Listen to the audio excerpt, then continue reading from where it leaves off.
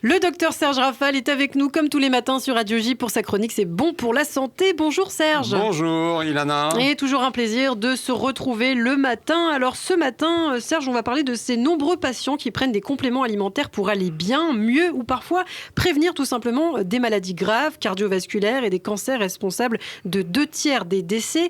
Vous souhaitiez justement faire le point ce matin sur leur intérêt éventuel à ces vitamines ou au contraire l'absence de preuve de leur efficacité. Oui Ilana, nous avons tous pris un complément alimentaire, ne serait-ce que de la vitamine C ou des multivitamines un jour, et ça a pu être utile. Mais certains en prennent pour prévenir des maladies graves ou essayer d'en guérir, et là, il semblerait que les résultats soient plus aléatoires, voire hypothétiques. Ce sont en tout cas les conclusions d'une étude américaine de grande envergure, diligentée par l'US Preventive Service Task Force, dont les résultats viennent d'être publiés. Les bénéfices de cette complémentation ne seraient pas donc à la hauteur des espérances. Oui, c'est un peu ça, malheureusement. Les experts ont analysé les résultats de 6 essais cliniques randomisés.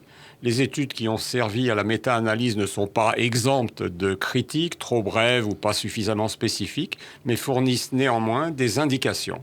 La prise de bêta-carotène n'a pas d'efficacité. Et pire, elle pourrait augmenter le risque de cancer du poumon.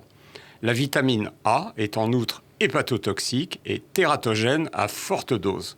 Notre fameuse vitamine C ne semble apporter aucun bénéfice pour la santé, malgré ce qu'en pensait Linus Pauling, double prix Nobel de chimie et de la paix à son âme. Alors, la vitamine E, pourtant volontiers prescrite par les cardiologues sous ses formes synthétiques, Effinal ou Toco 500, n'a apparemment aucune incidence sur la survenue d'événements cardiovasculaires et du cancer et la mortalité globale.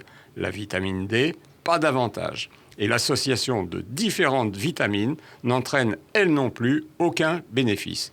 Et parmi les minéraux, le sélénium, qui jouit d'une excellente réputation grâce à ses propriétés antioxydantes, ne semble avoir aucun impact sur une éventuelle réduction de la mortalité. Donc pas brillant le bilan, Serge. En effet, Ilana, les complémentations isolées de vitamines ou de minéraux, ou même les polyvitamines, ne constituent en rien une solution santé indiscutable ou miraculeuse. Celle-ci est obtenue, vous le savez, par une bonne hygiène de vie dont nous parlons régulièrement dans cette rubrique, avec en tête une alimentation variée et équilibrée, une activité physique régulière, l'arrêt du tabac. Alors qu'est-ce qu'on peut dire en conclusion, Serge ? Le Talmud nous explique qu'on ne doit pas compter sur le miracle. C'est vrai bien sûr pour la santé, qui ne consiste pas seulement à avaler une poignée de comprimés, gélules, pilules, quand bien même serait-il auréolé d'une réputation magique. C'est aussi et beaucoup l'environnement et un mode de vie de coureur de fond, assidu et inscrit dans la durée. Et oui, ces vitamines ne font pas des miracles, malheureusement. Merci beaucoup, Serge Rafal, le docteur de Radio J, qu'on retrouve au quotidien sur cette antenne et également en podcast sur notre site internet radioj.fr. Merci, Serge.